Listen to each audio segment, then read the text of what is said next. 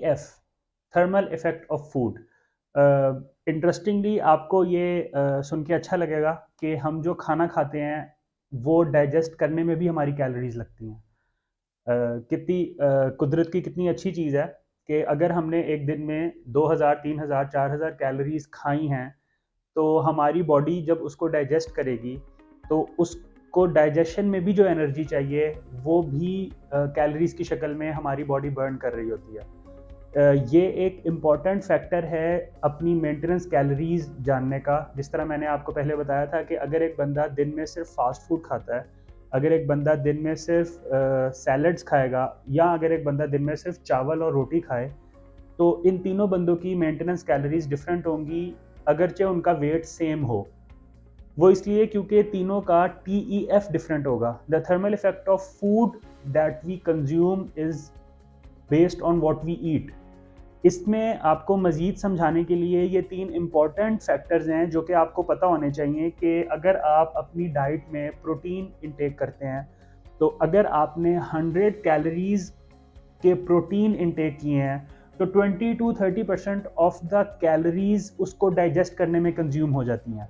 मतलब रिजल्टेंट होगा उसका 70%। अगर आपने 100 कैलोरीज ऑफ प्रोटीन इंटेक किया है, तो हमारी बॉडी को जो कैलोरीज मिलेंगी वो होंगी 70 कैलोरीज। जो रिमेनिंग 30 कैलोरीज हैं वो उसी प्रोटीन को डाइजेस्ट करने में हमारी बॉडी कंज्यूम कर लेगी।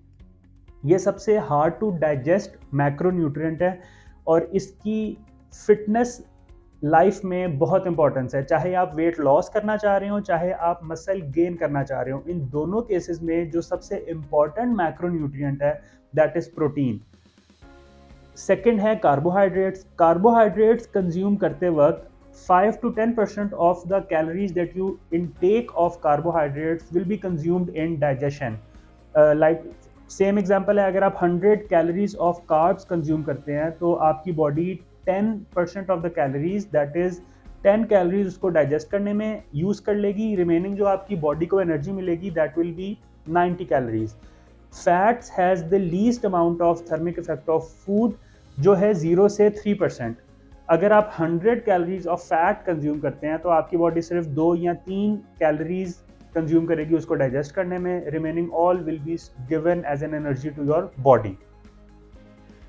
इसको अगर हम सम अप करें, क्योंकि हम अपने दिन में कॉम्बिनेशन खा रहे होते हैं, इवन अगर हम फास्ट फूड खाएं तो उसमें ब्रेड भी होती है, प्रोटीन भी होते हैं, सैलड्स भी होते हैं। अगर हम घर का खाना खाएं तो कढ़ाइयाँ, बिरयानी, कोरमे, ये सारी चीज़ें, इसके अंदर प्रोटीन भी है, इसके अंदर कार्बोहाइड्रेट्स भी होते हैं, इनमें फ़ैट्स की एक अच्छी खासी क्वांटिटी होती है।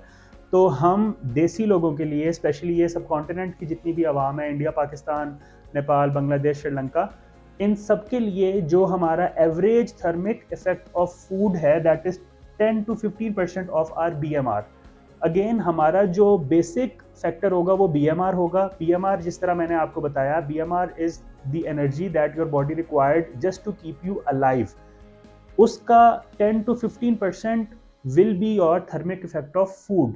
कि अगर आपकी बॉडी को जिंदा रहने के लिए लेट से 2000 कैलोरीज चाहिए, अगर आपका BMR 2000 कैलोरीज है, तो उसका 10 to 15% will be your thermic effect of food.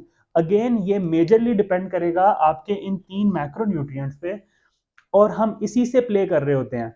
For example, अगर आपका टारगेट वेट लॉस है, तो वेट लॉस के लिए आप चाहेंगे कि आप जितना भी खाएं आपकी बॉडी को कम से कम कैलोरीज मिले, रिमेनिंग कैलोरीज जो हैं वो बर्न हो, ताकि आपका रिजल्टेंट हो कि आपकी कैलोरीज इन कम हो और कैलोरीज आउट ज़्यादा हो। उस केस में क्या होगा कि आप अपनी डाइट में प्रोटीन का फैक्टर ज़्यादा रखेंगे, उसमें आपका जो टोटल TEF है वो 15 या इवन ग्रेटर देन 15 भी जा सकता है।